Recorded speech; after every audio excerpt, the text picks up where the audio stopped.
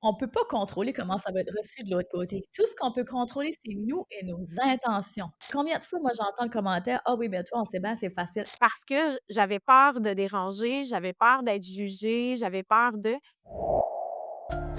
Bienvenue sur le Méno Show.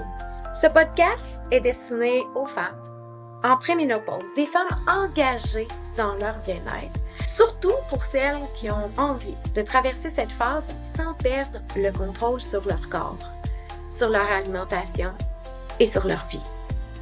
Ici, on va parler de conscience, d'inconscient, de bien-être, d'entraînement, d'alimentation, d'hormones, de tout pour vous, mesdames.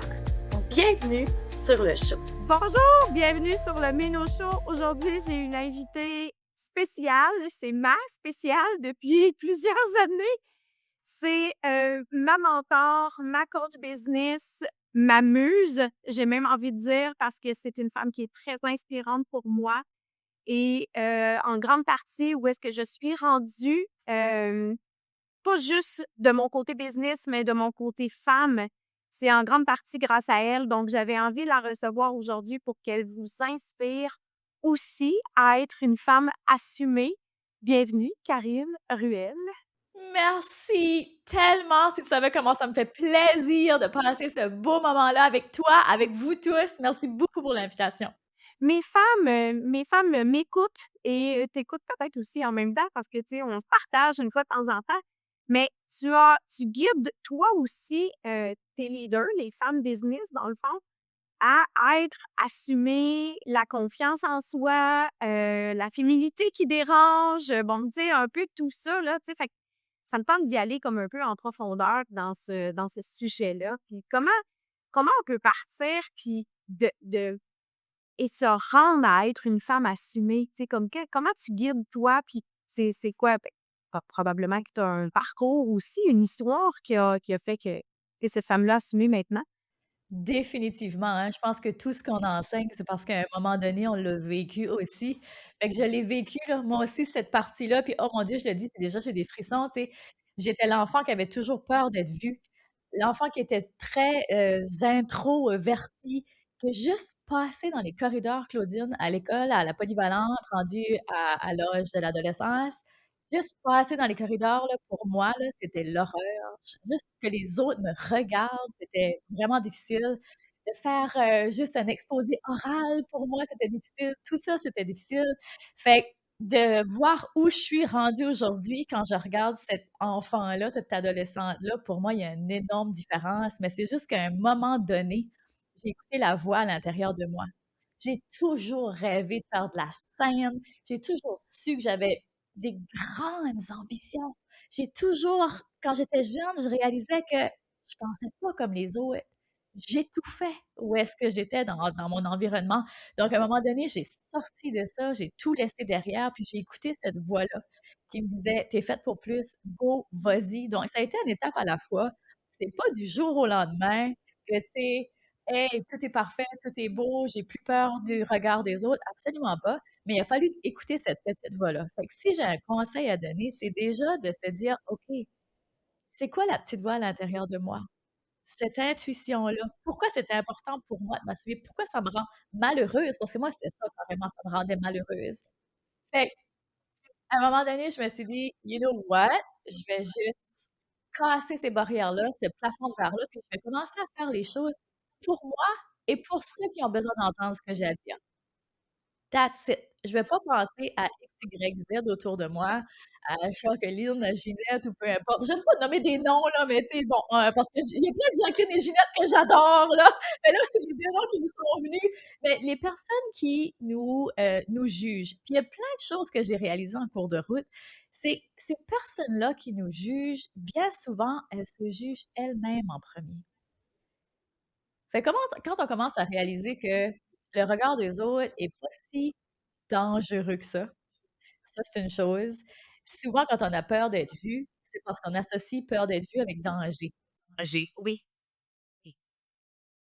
Je suis en danger, c'est quelque chose qui m'a, je pense qu'on avait déjà jasé ensemble, mais tu sais, c'est une association juste de l'inconscient et tout ça, parce qu'en réalité, il y en a pas de réel danger, tu sais?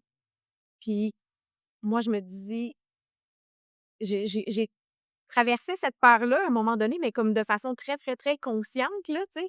C'est que j'avais cette peur-là de publier parce que j'avais peur de déranger, j'avais peur d'être jugée, j'avais peur de puis à un moment donné, je l'ai fait très consciemment. Après mon dernier shooting photo où, il y a eu comme vraiment une lumière sur cette femme-là ou peut-être ma nouvelle identité et ce matin-là, tu sais, ça m'arrivait même de regarder, «Oh mon Dieu, cette personne-là, elle a vu ma story ou quelque chose. Ah, ça doit l'avoir dérangé. Ça» tu sais, c'est moi qui décidais ça, là. Peut-être que c'était pas ça du tout. Alors ce matin-là, consciemment, je suis allée avec la peur de déranger parce que je me suis dit: «De toute façon, ça va déranger. C'est inconcevable que ça dérange personne.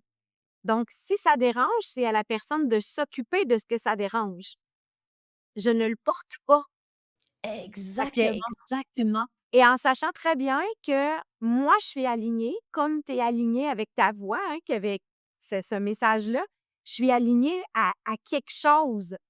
Donc, je le fais pour celles qui ont envie de ce quelque chose-là. Fait que, tu sais, je le sais que ma base, ma fondation, elle est bonne. Donc, cette peur-là de déranger à ce moment-là, de le faire de façon consciente, ça a comme tout changé. Mais tellement, puis de toute façon, peu importe, on peut pas contrôler comment ça va être reçu de l'autre côté. Tout ce qu'on peut contrôler, c'est nous et nos intentions. Pourquoi je le fais? Pourquoi j'ai envie d'être vue? Ou pourquoi je m'habille de telle façon? Ou pourquoi je passe tel message? Ben, c'est parce que c'est important pour moi, puis je sais que ça peut peut-être inspirer l'autre personne de l'autre bout. Les personnes que ça va déranger, que ça va triggerer, ça, il y en aura tout le temps. Mais si tu vis ta vie pour ces autres-là, tu vis ta vie en désalignement. Oui, en désalignement de toi. Oui, carrément. Fait que rendu là, au bout de ta vie, veux-tu te dire: «Ah ben moi, toute ma vie, je suis tellement fière, tu sais, d'avoir vécu comme ça. J'ai tellement eu une belle vie». Non, je pense pas qu'il y a personne rendu au bout de sa vie qui se dit: «J'aurais donc aimé ça, faire telle chose, m'habiller de telle façon, m'exprimer de telle façon, mais je l'ai pas fait parce que j'avais peur que ça dérange des personnes qui, dans le fond, excusez mon langage, mais en ont rien à foutre de toi». Parce qu'une personne qui t'aime vraiment veut te voir prendre de l'altitude. Une personne qui t'aime vraiment veut que tu prennes de l'expansion, que tu brilles, que tu portes ton message, que tu t'épanouisses, que tu sois bien avec toi-même. Une personne qui t'aime, là, veut pas te voir diminuer ta lumière, puis pas trop parler fort, puis pas être qui t'es réellement. Parce que quand tu agis comme ça, là, quand tu pas être 100% qui tu es, là, puis t'exprimer, ben, en quelque part, tu te brimes. C'est pas vrai que tu es épanoui quand tu es dans un espace comme celui-là. Tu te brimes pour, allumer la lumière de l'autre. Faut pas que l'autre se centre dans la diminution et tout ça. Fait qu'en fait, tu es à l'extérieur de toi, tu sais, tu pas complètement aligné avec toi, comme tu disais. Il y a quelque chose qui m'intéresse dans ton histoire, c'est, tu sais, cette jeune fille-là, hein, qui avait de la misère à circuler dans les corridors et tout ça. Est-ce qu'à un moment donné, il y a une histoire qu'on se raconte aussi, hein? Tu sais, peut-être qu'il y avait des commentaires que tu avais entendus et tout ça, fait que toi, tu restais là, puis tu sais, comme où est-ce qu'à un moment donné, tu as dit: «J'ai écouté mon intuition puis ma voix», c'est que tu as arrêté de faire circuler cette vieille histoire-là. Fait qu'il y a comme un moi, j'appelle ça comme la tu sais, l'identité, c'est ce que je travaille vraiment beaucoup avec, la femme en préménopause, hein, tu sais, il y a comme une ancienne version, la préménopause, c'est vraiment le temps de se re-questionner et tout ça, fait que mais l'histoire, fait qu'il y avait comme une histoire probablement que tu te racontais que qu'il fallait que tu te caches, que tu te réduis et tout ça par rapport à des choses qu'on a entendues ou peu importe, là. Oui, toute mon enfance, j'ai entendu que j'étais laide. Je me faisais constamment dire ça. Oui, j'avais un grand nez. Fait que je faisais constamment piquer avec ça. Fait que j'avais le mot qui me vient, c'est hantise, genre, que quelqu'un me regarde du profil. Fait que quand je circulais dans les corridors, tout le monde pouvait me voir du côté. C'est ridicule, là, mais cette histoire-là était omniprésente dans ma tête tout le temps, tout le temps, tout le temps. Fait que c'était tellement difficile pour moi d'être vue. Tu sais, j'étais pas je pouvais pas être si j'étais vue de face, c'était correct, mais quelqu'un qui me regardait du côté, pour moi, ça devenait paralysant. Fait que c'était ça l'histoire, moi, qui était dans ma tête constamment quand je marchais. Fait qu'à un moment donné, quand je suis sortie justement de ma ville puis que je suis partie avec des nouvelles personnes, je sais pas, cette espèce de lourdeur-là, elle est déjà un peu partie parce que je suis déconnectée avec mon environnement. Mais attention, c'est pas parce qu'on se déconnecte d'un environnement que ça ne nous suit pas. Mais en quelque part, ça m'a fait du bien, puis ça m'a permis de prendre une espèce de recul. Puis ça m'a permis de créer, j'ai envie de dire, une nouvelle personnalité, puis de moins traîner ces vieilles histoires-là. Of course, il a fallu que je les travaille, elles sont pas complètement disparues, mais juste le fait de m'espacer de cet environnement-là, ça m'a fait du bien. Ça veut pas dire que ça a tout réglé, c'est comme je dis. Un repositionnement, une nouvelle vie. Puis c'est important que tu le nommes parce que, tu sais, on même si on essaie de fuir l'environnement physique, si l'état intérieur est pas changé, ça va nous tu aurais rattrapé ces commentaires-là, tu sais, mais en te quittant, ça t'a quand même permis de faire ce repositionnement-là, tu sais. Ça a été la première étape. Ensuite, j'ai pris de la confiance, tu sais, en allant vraiment m'épanouir dans un domaine. Tu sais, je suis partie étudier en design de mode parce que moi, c'était très, très important ce domaine-là. Puis, tu sais, ça m'allumait énormément, je m'épanouissais à travers ça. Donc, tu sais, je me suis fait un nouveau réseau. Tu sais, j'ai travaillé cette nouvelle personnalité-là que je voulais développer, nouvelle façon de m'exprimer parce que je m'exprimais pas, là, quand j'étais plus jeune, là. Pour moi, il n'y avait pas de place pour cette excentricité-là qui bouillonnait à l'intérieur de moi. Fait que quand je suis partie faire ça, j'étais comme: «Oh wow, je peux m'exprimer, puis c'est bien reçu, c'est bien accueilli». Ça me donnait de la confiance. Fait que, tu sais, ça m'a aidé à comme OK, ça m'a donné à prendre une traction, un momentum. Puis après, à un moment donné, ben là, il est arrivé plein de choses après ça dans ma vie, on n'aurait pas le temps juste pour cet épisode-ci, mais à un moment donné, j'ai vraiment réalisé que: «Hey, j'ai le droit, j'ai le droit de vivre ma vie comme je l'entends. J'ai le droit de prendre ma place». Donc, j'ai commencé à la prendre doucement. Puis tantôt, tu as parlé justement que on n'ose pas parfois parler pour pas, tu sais, déranger les autres. Mais je ramène souvent ça à hey, t'es chez vous, d'une certaine façon. Tu sais, comme sur les médias sociaux particulièrement, parce que moi, c'est ma clientèle. Parfois, les femmes, elles ont peur de passer leur message, mais je suis comme t'es chez vous, toi? Sur tes médias sociaux, tu dis les messages qui, pour toi, sont importants, qui sont alignés avec ta mission. Puis si ça résonne pas avec les autres qui sont chez vous, ben, qu'ils prennent la porte. Point. Fait que c'est important de faire ces réalisations-là. Après, à un moment donné, je me brime pour qui? Puis, j'aimerais ça qu'on parle, tu sais, Claudine, parce que c'est clair, là, moi, je suis de l'autre côté, tu sais, je suis ta coach d'une certaine façon. Puis, à un moment donné, tu m'as raconté une histoire qui, je pense que là, ferait tellement de sens pour tout le monde parce qu'à quel point, moi, ça m'a inspirée. Tu as parlé justement de ce qu'on porte. Souvent, cette honte-là, on veut pas, tu sais, trop s'exprimer parce que, mon Dieu, je voudrais pas que les autres se sentent mal à l'aise. Et il y a pas si longtemps, tu as été dans un resort, puis tu l'as fait. Tu as osé déposer les attentes, les peu importe comment les autres vont se sentir, et tu l'as fait. Fait que tu voudrais-tu nous raconter ça? Ben, tu sais, c'est un peu dans le même sens que tu disais, tu sais, ma féminité, ma confiance, ça s'est travaillé par des choix, des décisions, puis, tu sais, on avance là-dedans. Fait que, tu sais, moi aussi, là, je suis pas passée de «Poup!» comme toi, tu sais, c'est un peu la même histoire et cette confiance-là, ben, à un moment donné, je l'ai, je la dégage et je le sais maintenant qu'elle peut déranger. Mais j'ai quitté cette peur de déranger-là parce que je sais que chaque femme peut faire les mêmes choix que toi et moi. Et je suis rentrée dans le lobby du resort, puis moi puis mon ami, tu sais, on rentrait, puis le soir, on aimait ça se mettre belle, puis tu sais, j'aime ça dégager ce que je suis vraiment, tu sais.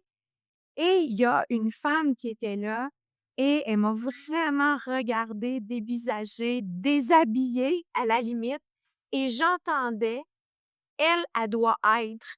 Elle doit être. Mais c'est quoi? Mon oreille et mon inconscient bloquaient la suite parce que je voulais même pas l'entendre. Parce que pour moi, ce que cette femme-là, assise, heu, bien confortablement dans son divan, à juger un peu, ben premièrement, elle connaît pas mon histoire. Puis deuxièmement, moi, c'est comme, ben vous savez madame, vous pouvez faire la même chose que moi. Vous avez accès à tout ce que j'ai accès et tous les choix et toutes les décisions que j'ai prises pour être cette femme-là qui se sent vraiment bien, ben tu as accès à ça. Tu sais, fait que c'est là où, à un moment donné, on arrête un peu de fonctionner pour les autres, puis de fonctionner avec soi. Puis moi, j'avance dans tout ça. Puis tu sais, chez ceux qui suivent sur les réseaux sociaux, mais souvent, je fais ma course le matin. Puis il y a un matin où je courais, puis je me suis dit: «Je ne pensais jamais ressentir ce bien-être-là intérieur de ma vie». Mais ça, c'est mes choix, c'est mes décisions. Alors, c'est sûr que ça transparaît dans une posture, c'est sûr que ça transparaît dans une confiance, mais sauf que c'est à moi. J'ai plus envie que personne vienne chercher ça par un jugement, par un commentaire, par alors je vous le dis vraiment là, je l'entendais, mais j'entendais pas la suite. Puis j'ai entendu comme 2 3 là, ça doit être, puis ça doit être, puis tu sais, mon inconscient a essayé d'imaginer qu'est-ce qu'elle pouvait dire, mais je voulais même pas savoir. Parce qu'en fait, tu sais, et c'est ça mon rôle, tu sais, c'est d'accompagner les femmes et je dis souvent à mes clientes, ben le rayonnement que tu vois, la confiance, la féminité ou peu importe, ben tu y as accès aussi. Fait que moi, je fais juste te montrer comment, tu sais, c'est comme on va libérer, tu sais, les tonnes de choses que tu portes intérieurement, puis on va arriver à ça aussi, tu comprends, tu sais? Et c'est là où on se rend à cette femme alignée-là. Mais il faut que tu sois alignée avec toi. Si tu continues de porter ton regard vers l'extérieur, tu es pas alignée avec toi, tu sais? Fait que moi aussi, j'avais un message comme toi. J'ai la voix, mais j'ai surtout une mission, tu sais? On dirait que ce que toi, tu sentais dans que ta voix avait quelque chose à dire. Moi, j'ai l'impression qu'il y a comme un don de libérer les femmes de ce tu sais, je parle du poids, je parle du corps, je parle de l'alimentation, mais c'est comme une prison dorée, en fait, là. C'est comme on n'est pas pris du tout. On n'est pas pris du tout. On a tous les mêmes accès que celles que tu as envie totalement. Tu sais, c'est ma petite histoire de vacances qu'il fallait absolument raconter, Mais c'est hein? tellement puissant parce que quand j'ai entendu ça, tu sais, je me suis dit: «Hey, c'est vrai, combien de fois moi-même où je vois des femmes autour de moi qui sont comme ils veulent pas trop parler ou trop être» parce que, tu sais, de bien s'habiller, de se prendre le temps de se maquiller, même s'entraîner, dire qu'on s'entraîne, c'est être. Mais ils veulent pas trop être parce que, mon Dieu, ça va faire sentir mal celles qui le font pas. Tu sais, combien de fois moi j'entends le commentaire: «Ah oui, mais toi, on sait bien, c'est facile». J'ai déjà entendu le commentaire: «Toi, c'est bien, c'est facile d'être en forme» parce qu'à un moment donné, tu sais, au début de notre rencontre, Dave, il faisait de la musculation, puis c'était un coach. Fait que toi, c'est facile, ton chum, il fait ça. J'étais comme: «C'est quoi le lien avec moi?» C'est moi qui lève mon petit cul pour aller m'entraîner, là, comme il y a personne qui décide ce que je mets dans ma bouche non plus, je décide de manger du salade ou ma Big Mac, là, tu sais? Fait qu'après, à un moment donné, c'est facile, tu sais, de blâmer les autres. Mes enfants se sont fait dire ça aussi parce que moi, tu sais, dans le fond: «Ouais, mais toi, tu es chanceuse, ta mère, elle cuisine santé». Tu sais, mais non, tu sais, c'est pas, ils le choisissaient eux aussi, là. Exactement. Tu sais, c'est facile de blâmer les autres, mais tu sais, le but de cet épisode-ci, c'est de j'espère, en tout cas pour celles qui nous écoutent, qu'elles réalisent à quel point elles ont de la puissance, à quel point on a de la puissance, puis à quel point on se limite, nous autres mêmes. Tu sais, dans ton histoire, là, moi, j'ai réalisé, j'ai comme: «Hey, c'est vrai, souvent, moi aussi, je porte le regard des autres, puis ça vient influencer comment je me comporte». Puis là, je suis comme: «Hey, c'est vrai, hein, j'avais pas réalisé, mais des fois, je le fais encore». Fait que juste ça, de réaliser que: «Oh! Hey, je peux juste lâcher les bagages. Je peux juste décider, je lâche les bagages, puis je continue d'avancer». Parce que ces bagages-là servent à personne. Parce que quand on se limite, puis on se met soi-même dans une prison dorée, ben, on montre l'exemple autour de nous aussi, que c'est correct d'agir comme ça, puis de se limiter.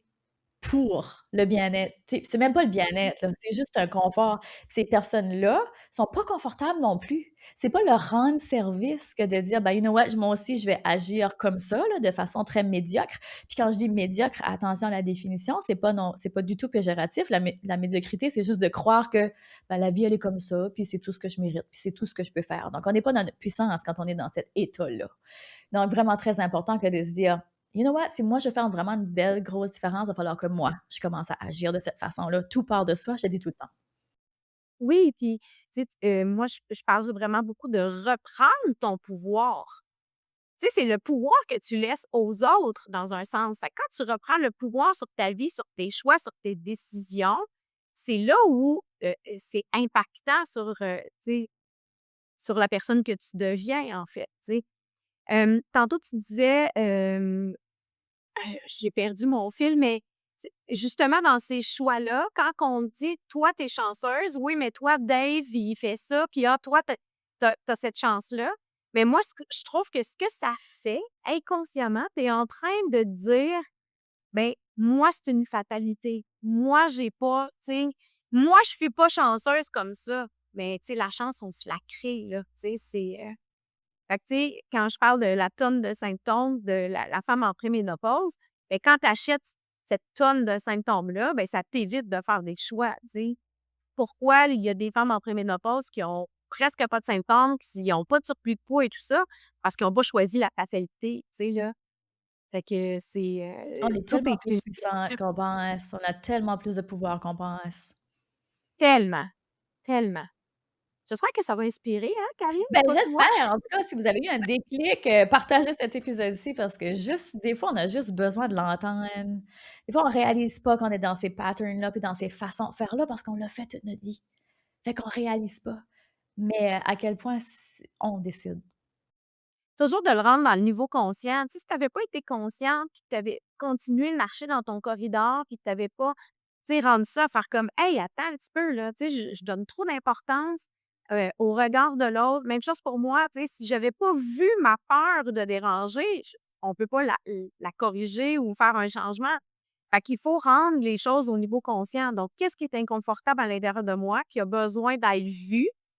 Et c'est là, à partir de ce moment-là, qu'on peut réellement faire des changements, tu sais, et jamais perdre la vision. Toi aussi, tu parles beaucoup de cette vision-là, mais moi, ça a été le point de départ, tu sais. Fait que la femme que j'avais envie d'être, ben il fallait qu'elle fasse des choix et des décisions pour se rendre avec cette alignée avec cette femme-là, en fait, tu sais. Exactement. On décide.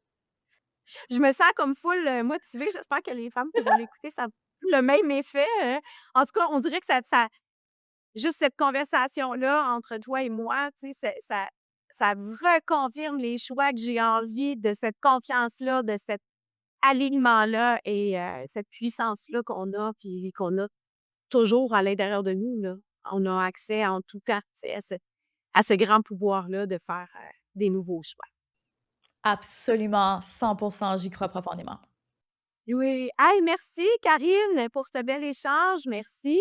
C'est toujours un plaisir. Nous, on se jase un peu souvent avec notre accompagnement, mais merci d'avoir pris le temps, d'être avec moi et d'être avec les femmes qui nous écoutent sur le Nido Show.